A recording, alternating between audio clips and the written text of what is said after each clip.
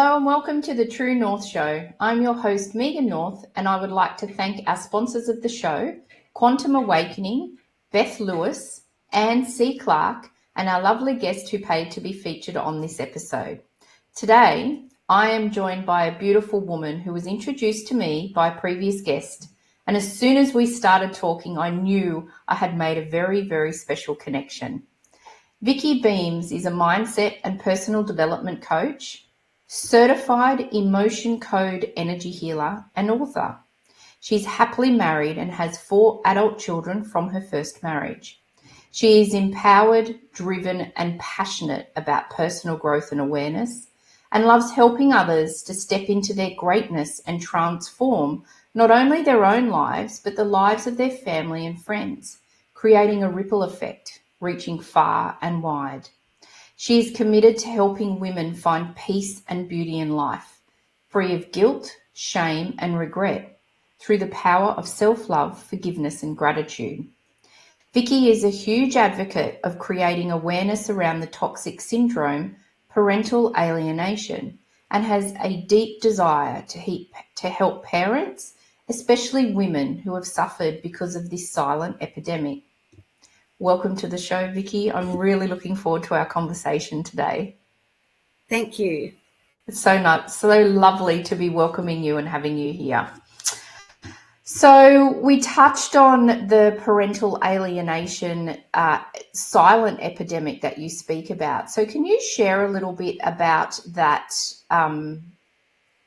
I don't know. Is it a, I don't know, what do we call it? Is it a syndrome?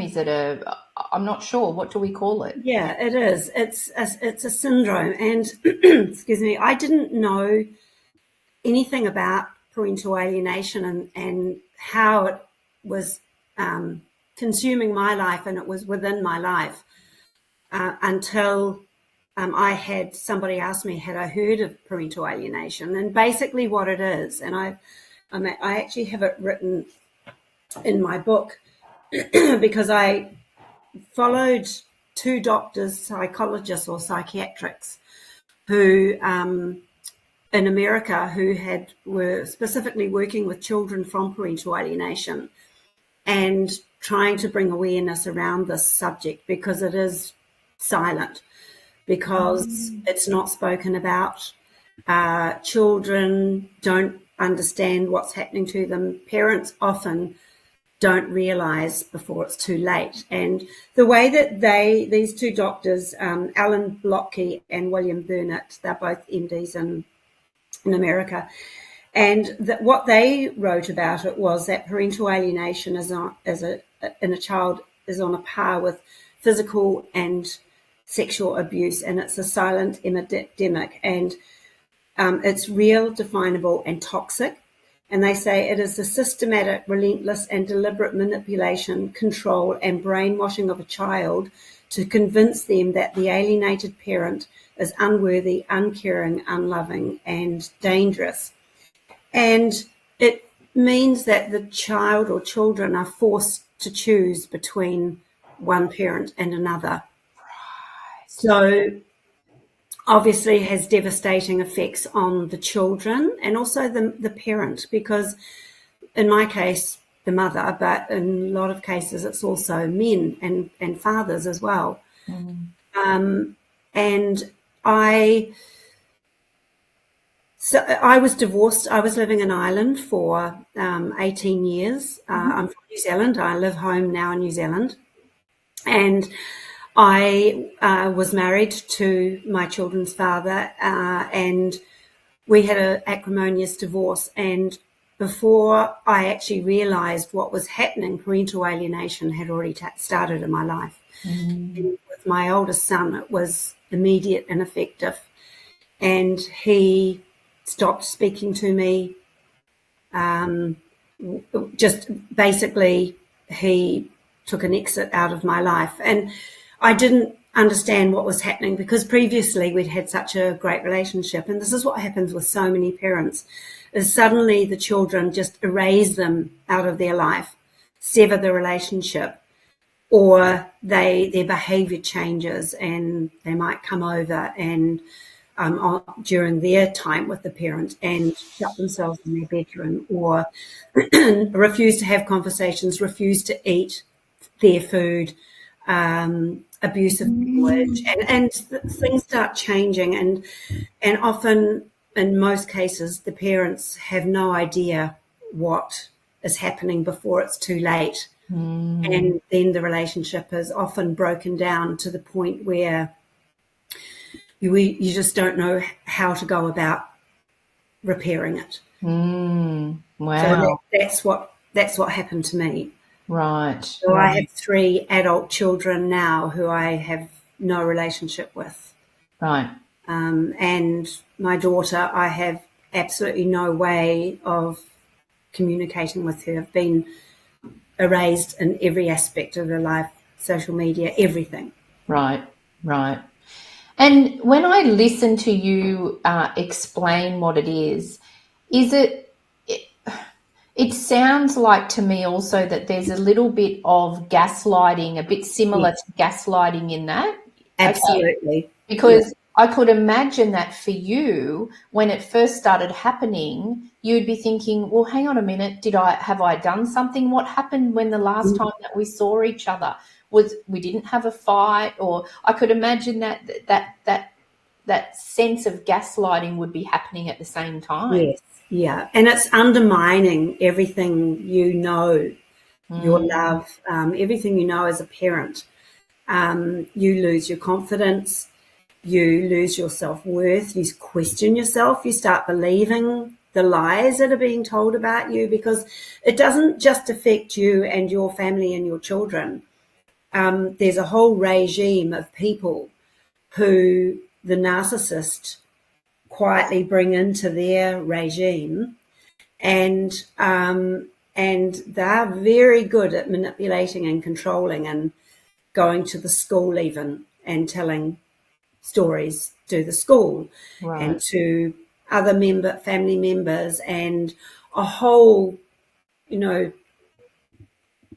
group of people who you thought once were your friends suddenly turn their backs on you, and Wow. you don't know why. And I think apart from the list of hundreds of awful things around that, I think that the not knowing, I would imagine, would be the really difficult thing as well, because you'd be doubting everything, absolutely everything about you, who you were, your relationships, what you Yes. said, because the not knowing it. I think sometimes when we can understand why a relationship has changed or shifted or ended, there's some that I think there's a part of healing, I suppose, that happens. But when you don't know, it's very Yes, difficult to let it it's go. it's like your children are dead to you, but they're alive. My younger son, it was he had been here with me in New Zealand, and he had been, I didn't realize at the time, but tugged by his father to, like, he was very threatened by the fact that he was here with me in New Zealand for a year. And eventually he succumbed and he went back to Ireland, and we had a beautiful relationship while he was here with me. And when he went home to Ireland, I've never heard from him again since. It was just completely out of the blue. And then the same thing happened with my daughter. Almost 11, it was 3 years ago, completely out of the blue. I had a message to say she wanted nothing to do with me. She didn't know whether she'd ever speak to me or see me again. Do not contact her or try to communicate with her. And that was the last time I've heard anything from her. So it's like a bolt out of the blue for many parents, not just myself. And it's a silent epidemic because people don't talk about it. I didn't know what it was. I didn't know what was happening to me until somebody said to me, had I heard about parental alienation? Right. And then once it had a name, then I started delving into it and studying it and learning what it was. Then it almost hit me in the face, like, this is textbook parental alienation, what's happened to me. And with your change in your relationship with your daughter, were you aware of parental alienation when that happened, or was that the tipping point for you of then shifting through? Because you said it was only 3 years ago. So Yes. were you aware of it then, or was that the I tipping? was aware that I wasn't aware of parental alienation. I didn't know it had a name. I didn't know it was a syndrome that was recognised. Right. And I know that in America now that they are fighting for parents who are known of parental alienating another parent. They are uplifting children from that toxic parent, and they are placing the alienated parent and the children into intense counselling and treatment. Right. Right. But it's proving it is the big problem, and making professionals aware that it's happening. Because in my case, my children were interviewed by a psychologist, but they were too afraid to say they'd been like manipulated and they'd been guided in what to say by the other parent. So they were too scared to go against what was said, because there's so much pressure on these kids. Mm. You know, they're being forced to choose between one parent and another. And often, you know, they love their parent, but in order to have a relationship with the alienator, it becomes a tipping point that it's easier to sever the relationship with the alienated parent just because they want peace. Yeah. They can't deal with the stress anymore and the lies and the Yeah. and then the parent who's alienated is always questioned. Like, I had no idea, so I was saying, you know, I was asking questions and you know, but I didn't know I was asking the wrong questions. Right. Okay. Okay. And so you've already written a book about this. So gosh, you've been busy in the last 3 years, Yes. you know, since this has happened. So is this the work that you are now like putting all your effort in? Like, has this become your passion and purpose? Do you feel that this is the track that you're now taking? Yes, because when my daughter decided that she was going to leave my life, that was for me a tipping point. And as so many parents of parental alienation do, we hide it and we lie about it and we pretend on the outside that everything is normal and perfect and lovely, but we're dying inside. And you lose your self-worth. You feel so much shame because you think, what will people think of me? I'm being judged and criticized. My best friend asked me what had I done to my children, that they all were leaving my life. And so you feel judged, you feel criticized, you lose your confidence, you lose your self-worth because you feel so unheard. There's nobody's listening and nobody can understand the trauma, the grief and the pain that a parent who's alienated from their children goes through unless you've lived it yourself. Like, every birthday is like a funeral. Mother's Day, they don't acknowledge you. You know, you don't exist. Christmas, you don't hear anything from them, and it's living a nightmare. And I from the brief, the couple of conversations that we've had, once you've had that recollection, sorry, not that recollection, once you've had that realization of what is happening and what has happened, I would imagine you've been on a bit of a journey to do some healing on yourself, because there would be a lot of forgiveness that you'd need to give yourself, I would imagine, because all of the stuff that you were thinking, it's my fault, what have I done, and all of that, I would imagine you would need to heal or would want to heal to be able to move through this. Yeah. So because up until the point that my daughter left my life, I had hid it all. I'd suppressed it. I hadn't even told my family. So I was living a lie because I was so ashamed and I felt guilty. I felt inadequate as a mother. Yeah.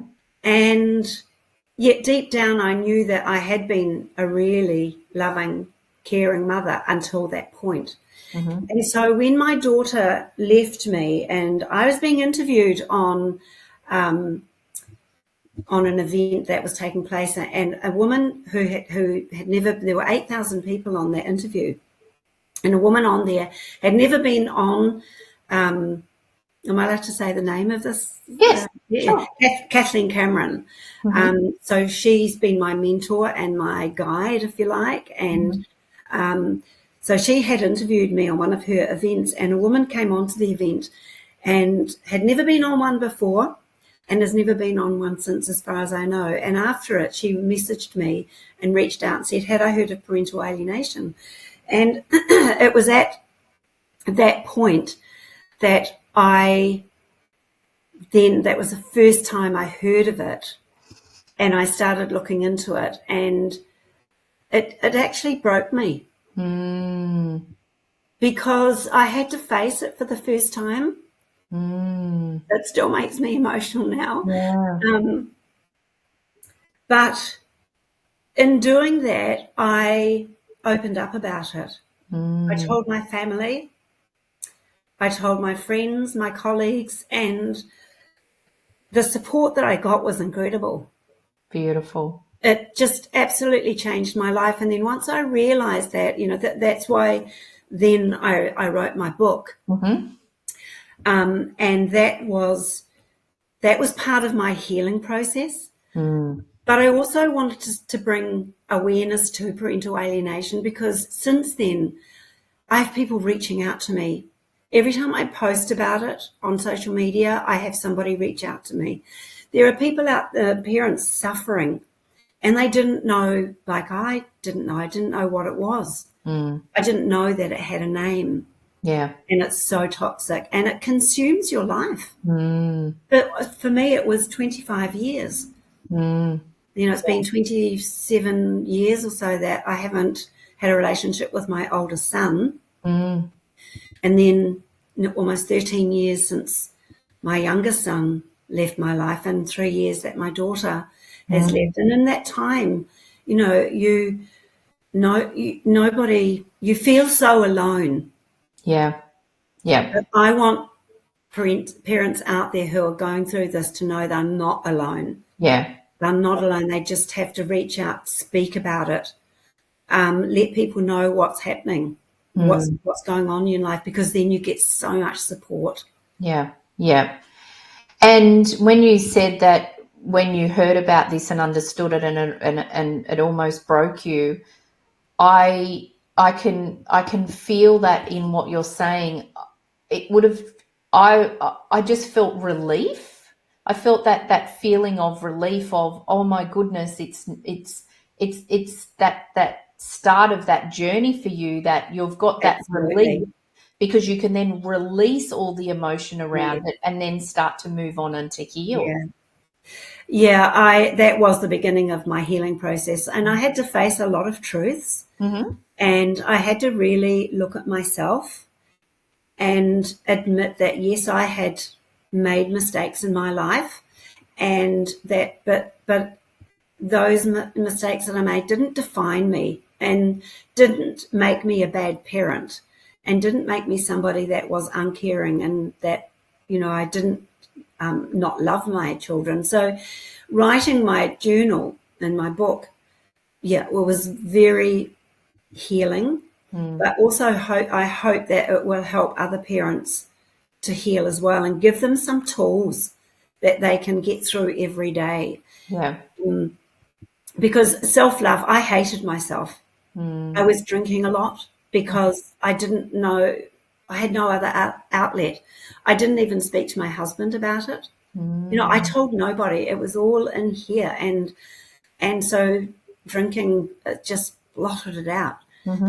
So, yes, learning to love myself again, learning that, I'm a loving, caring parent, no matter what is being said about me.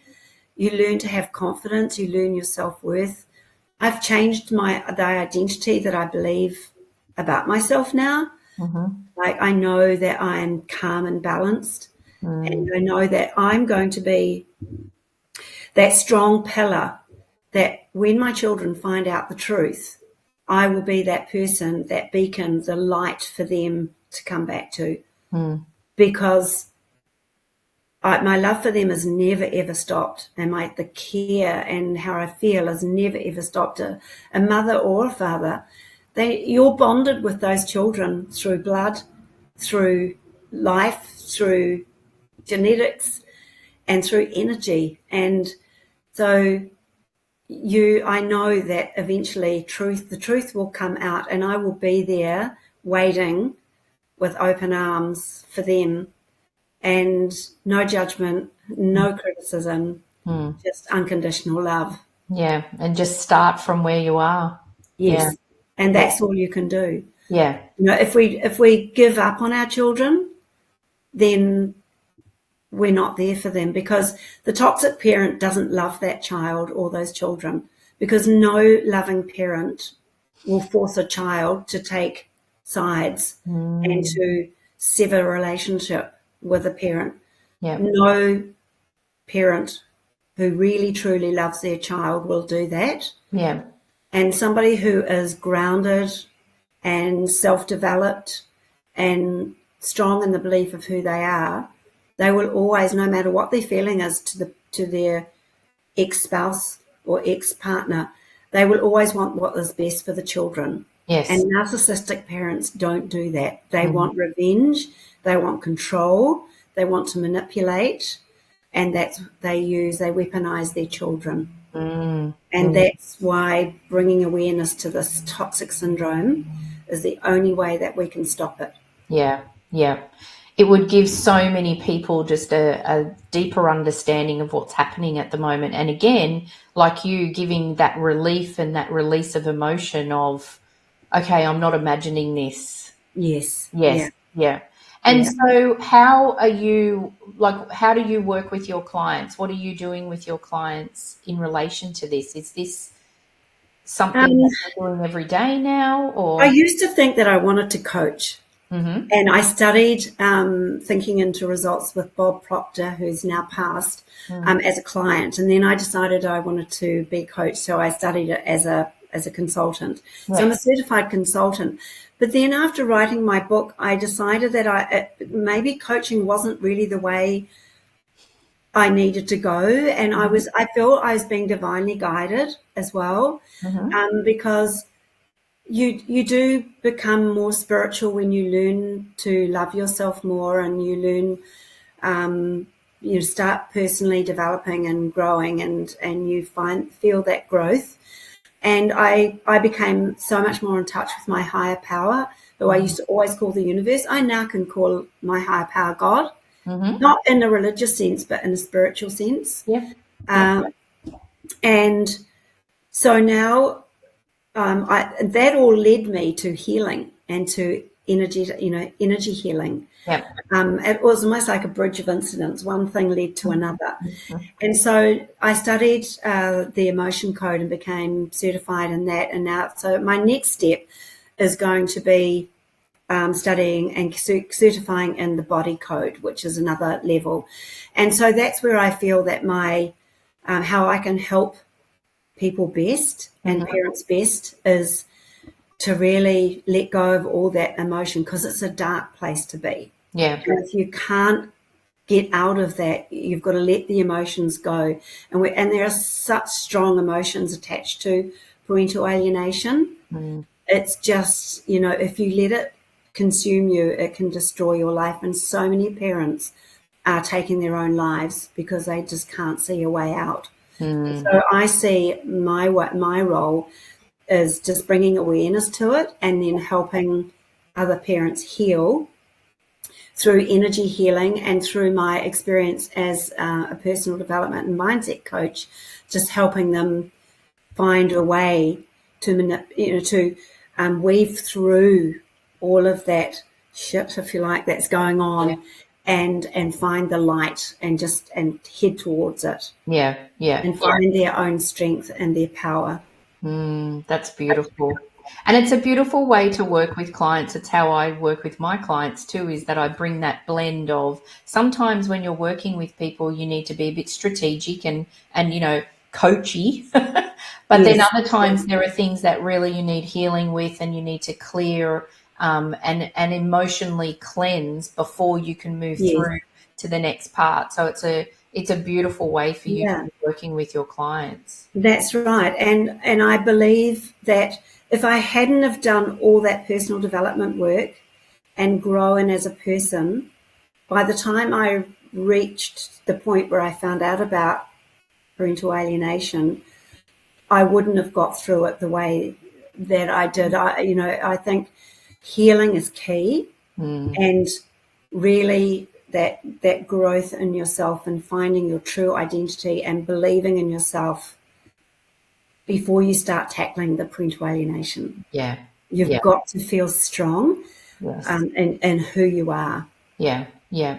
And all of that personal work that you do on yourself, it's not easy. I mean, I've been on a Mhm. massive journey myself, particularly from being in a poor mental health state a long time ago. It's not easy, but it's the work that you do then when you start to switch over onto the other side of when Yeah. things start to become a little bit more, I don't know, the healing does become easier, I feel like I think when you start, it can be very difficult, it can be hard, it can be dark, but then Mhm. you almost get to that point where you crack, don't you, where it's like, wow, I think I've cracked the major thing that I needed to do to start me on the other side, and then it does start to get a bit easier.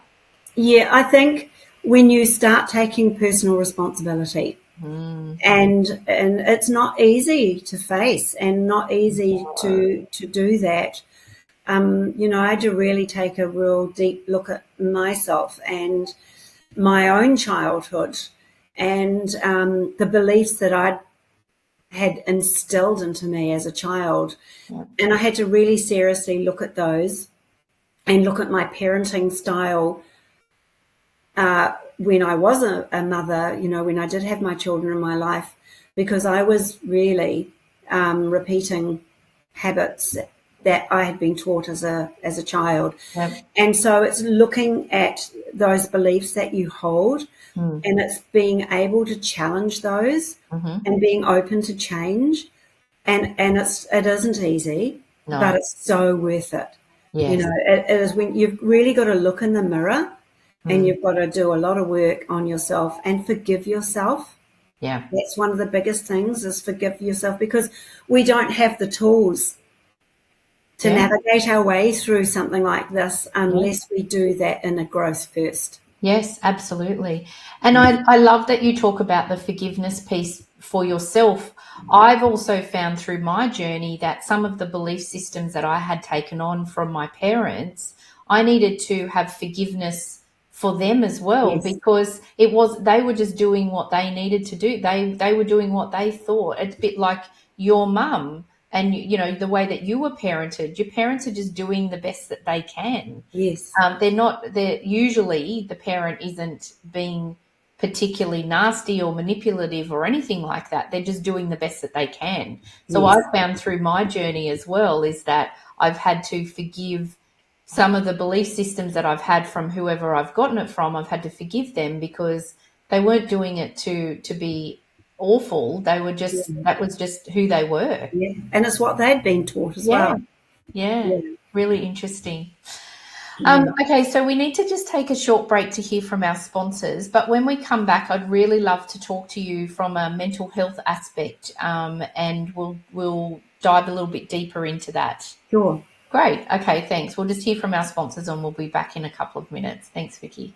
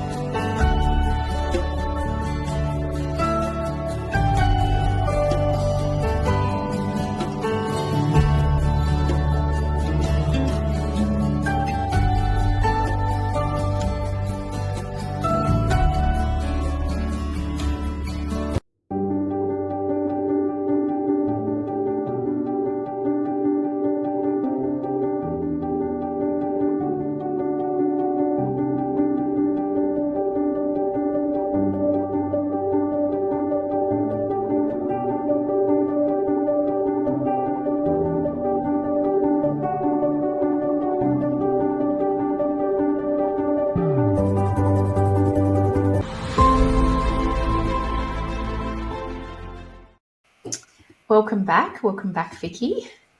So when as you touched on before in relation to how you were coping years ago, you were drinking and those sort of things. So what sort of things have you done from a mental health and well-being perspective on your journey that has helped you? And also, do you still do the same things, or has your mental health and well-being journey changed?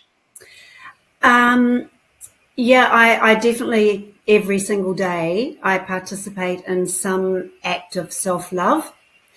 I didn't look after myself, when I was in the middle of this fire, and not realizing what was happening. And I was so lost and so alone. And so I wasn't looking after myself.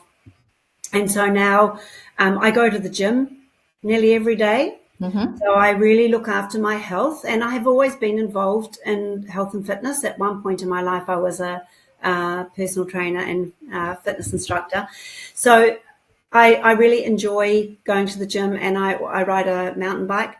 So we haven't got our summer here yet, but even though I do ride in the winter as well, but I love getting out on my bike. I love being out in the fresh air.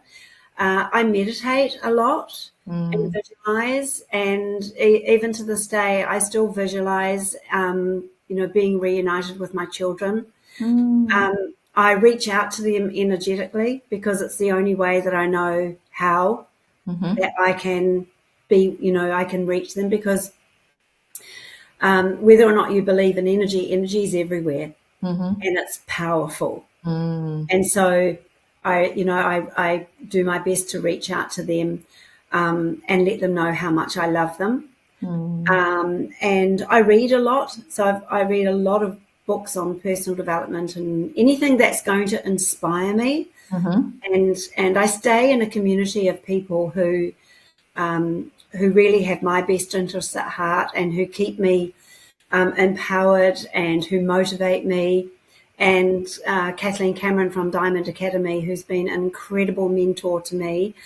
I studied with her, and she taught me so much about loving myself and learning to change my identity of who I thought I was, because it wasn't very healthy.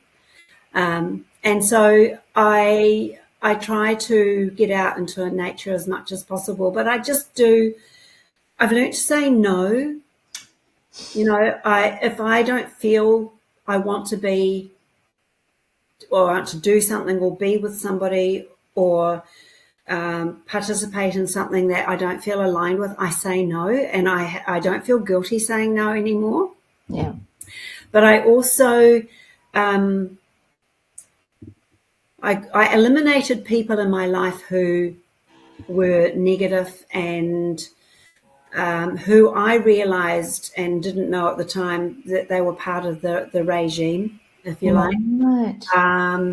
And so now I just surround myself with people whose energy I enjoy. Yeah. And if family members who I don't enjoy being with because they, try to pull you down. Yep. I spend little time with them. Yeah. Or when I do have to spend time with them, it's not very often, and it's not for very long. Yeah. Yeah. Those boundaries, I think, are such an important aspect of everyone's life when it comes to our work that we do, but also our mental health, our well-being. The ability to be able to say no is so incredibly powerful. Yeah. Yeah. Absolutely. Yeah. And I think when you get to the point when you've done the inner work, and there's a certain power and confidence in knowing that you've created an armor, if you like. Yes. And that anybody can say anything to you and it can bounce off you. Yes. Whereas before, it just wounded me deeply. Yes. And it sent me spiraling down to that dark pit again. Yes. And so when you do the work, you build that shield around you, and you become more bulletproof. But you also become more compassionate for other people as well. because you know that it's not about you. Yeah. So when you don't take it personally, you know that person, it's whatever's going on with them, and so your perspective is different. Yeah, definitely. And I also think too, when you just touched on as well about the community, the group of people that you have around you, I think that is, you get really good at bringing in the right people when your boundaries are firm as well. And I think that having that positive community, and I always talk to people about, the people in my inner circle, excuse me, the people in my inner circle are not necessarily just all yes, Megan people. They are also people who, if I ask them an opinion on something or ask for guidance, that they are confident and they are okay and comfortable with my relationship, that they can also challenge me, because I Yeah. think that that's also really important. Yes. Yeah. And somebody who's going to pull you up when you need it. Yes. And because we still do, I mean, personal growth is a lifetime commitment. It's not just, a short-term goal. It really is a lifetime commitment. And Yes. to have people around you who will stop you in your tracks and say, hold on a minute, so rather than somebody who's, really deliberately trying to pull you down. So, yeah, it's so important to have those people. Yes, definitely. Definitely. And so what type of work were you doing before you started down this track? Like, obviously your career has changed and shifted in relation to what you're doing now. Was there some type of feeling of you just have to go with the flow and trust what's coming along with you as you move through your life and what you do? I felt divinely guided to write my journal. Like, I wrote that literally in 2 weeks. And I Really? sit here today and I still think, how did I do that? But once I started writing, it was almost like this energy was coming to and through me onto the page. And I honestly felt I was divinely guided to write that book. Yeah. So to get back to your question, I'm a dispensing optician. So I've worked Right. in optics for a long, long time. I left my job in the end of July this year because I just didn't feel aligned anymore with that. And I knew I had so many other things that I wanted to achieve. And I do want to write another book. I want to write a book about parental alienation. I'm toying with the idea of writing a program to help parents of parental alienation to get through that, as well as combining it with energy healing. But I feel I was a little bit stuck for a while and thinking, which way do I go? But I always knew it was going to be that I would be guided Right. eventually, and so listening to my intuition, and I know at first I thought parental alienation. Do I want to go down that dark hole again? And for a long time, I wasn't ready to do that. I couldn't emotionally go back to that place because it was too raw Yeah. and it was too painful. But I feel ready to do that now because I do believe that there are so many parents out there that need help. They need to be heard. They need to be able to voice their opinions and their thoughts, their pain, and so I feel that's what I'm called to do. So in what capacity yet, I'm not sure, but it'll either be and or a book, but definitely in the healing Yeah. modality. And I would imagine, just when you were talking then, I thought you writing a book is almost the first step for people to start to read about it, to understand it, to have a deeper understanding of what it is. to enable them then to decide, do I want to start working on this and moving through it myself? So I feel like if you did write a book about that, I think that there would be so many people that would benefit from that. Yeah. Because so a lot of people who are going through parental alienation, a lot of parents, from what I read and what the messages that I get, those parents are stuck in that place that I was for so long. Yeah. And they're still blaming and they're still criticizing, and they can't get past those deep emotions that they're feeling. Yeah. But you have to move forward from that, because you're not helping your children. If your children come to you, say you have joint custody, and they come to you once a week, once a fortnight, even every other day, then those children don't want to come to you to see this parent who's distraught and blaming the other parent and always emotional. You've got to reach a point where you decide to use that growth and use that healing as a starting point to become that beacon of light and to become what your children need you to be, because they're suffering. They are suffering terribly. Yeah. They're angry at you. They don't know how their lives have been ripped apart. And so in order to begin the healing process, parents of this syndrome have got to reach a point where they say, enough's enough. Now, I need to do the work. I need to, something needs to change. This has consumed me for long enough, and now it's time for me to stand up and start fighting for my children. Yeah. Wow.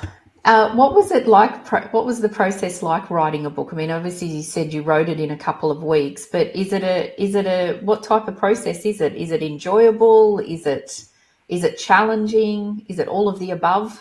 It was very challenging because I really had to face my truths. And I had to write down on paper for everybody to see what my story was. But in doing that, that was the most healing part of it.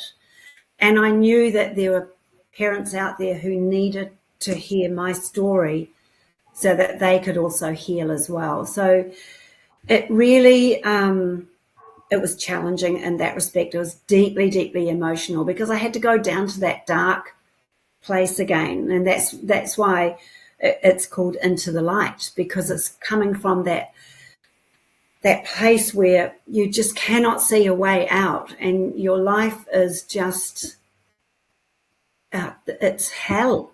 Yeah. It's a living hell. Yeah. And you can't see a way out. But there's hope, and you're not alone. And I knew that other parents, if they read my story, it might give them hope as well. Beautiful. And to know that it is a thing, it's recognized. Yeah. It's got a name. Yeah. And once you become aware of that, then life changes. Yeah. Thank you for writing that and for sharing that, because I have no doubt that there'd be a lot of people that are very grateful that you have done that. So July, you left your career, I guess, your other career. Yes, my profession. Yes, your profession. So what advice would you give someone who is starting to explore their true passion and purpose? What are some of the things that you've learned over, I don't know, the last 6 months maybe that you could share with others? I think asking for guidance is just taking a step back and just sitting quietly. No radio, we don't really listen to the radio anymore, but no music, no TV, no social media, and just sitting quietly and just really asking for guidance. But I think also it's really being honest with yourself about what it is that you want to do. What is it that lights your fire? Yeah. And being open to change. Like really, I knew something had to change in my life, and I knew that I couldn't change other people, but I knew I could change only myself. Yeah. And so it's being open to following your passion and your purpose, but being open to change your beliefs, change your identity, stop worrying about the worry and the doubt and the fear, because fear-based living, that's where we have so many people who are suffering anxiety, and it comes from fear. And man, you live in some fear when you're going through parental alienation. And even though I'm still a parent of that syndrome, I don't live with that fear anymore. But I lived with so much fear. So your nervous system is always highly activated. Yeah. And you that doesn't bring health, and that doesn't bring a calming influence in your life. So it's being open to change, being open to really look at yourself in the mirror and be honest, but finding that thing that you really, really feel passionate about, and just go for it. No matter what people say to you, just go for it. Yeah, yeah. And it's really interesting because the majority of my guests on the show there's always an aspect or an element of how they answer this question, in the sense of be prepared for going with the flow, and being open to opportunities, and being open to change as well. Because I think when we all start out and we're like, right, this is what I'm going to do. Like you said that you were going to be a coach, but actually what has come to you and what you've learned is that you've needed to shift and flow, because that is not exactly what you want to do now. There is an element of it, but I think it's that having just being courageous enough to go, oh, okay, well, I thought it was going to be this, but actually I'm being guided and divinely guided usually to go down this way. So I'm just going to flow with it. Yeah, and don't see it as failure, because so many of us think we're going, in one way, and that doesn't work out, so they think they're a failure. But everything we do builds on where we're meant to be, and I really firmly believe that now. I'm so grateful for everything that has happened to me in my life. I wouldn't have said that to you 3 years ago. Yeah.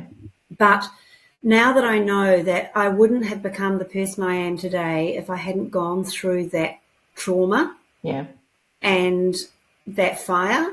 And I could never be the parent that my children need me to be if I hadn't grown into the person I am now. And I wouldn't be able to help other parents. Yeah. Yeah. And so if something doesn't work out, it's not meant to work out. Yes. But it's meant to give you experience to lead you down another path. And if that doesn't work out, take the next path. Yeah. Yeah. So it's being open and willing to do that. Yes. And just seeing it as part of your journey. Yeah. Yeah. That's really beautiful. Yeah. Really. It's a good piece of advice. Thank you. It's really good. Can you believe that we've actually only got a couple of minutes left? I could talk forever about this. We'll definitely have to come back. You have to get you back next season. So I'm going to ask you the same question that I ask all of my guests before we finish our conversation. So what is one lesson or truth that you've learned on your journey that you wish you had known earlier? I think that I'm always loved by God. Always.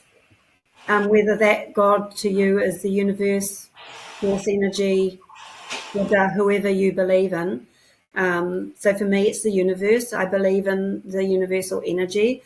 But no, we're never alone. We always have that. We always have that love. And also, I think to love myself is priority. I've really learnt that to become bulletproof, to become confident, to become powerful, or to regain the power that was always there for us to have, is freedom. It really is, and I never understood, the power of the universe, the power of the words that we speak, the power of our thinking, until I got into this personal growth work. And every book that I read now it's making me more and more aware of who I am and where I can go, what I can do, and I didn't understand any of that before I got into this work. And so, it's learning.